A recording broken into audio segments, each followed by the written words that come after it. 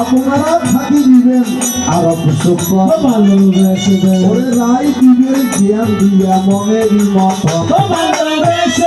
যাক চলে যাকে পর্যন্ত একটু দিয়া যায়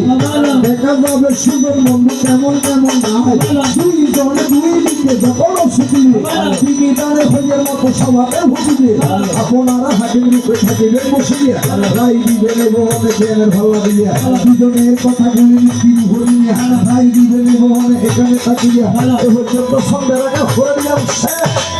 আমার মায়ের মুখে উলুধ্বনি স্বাধীন বাংলাদেশ।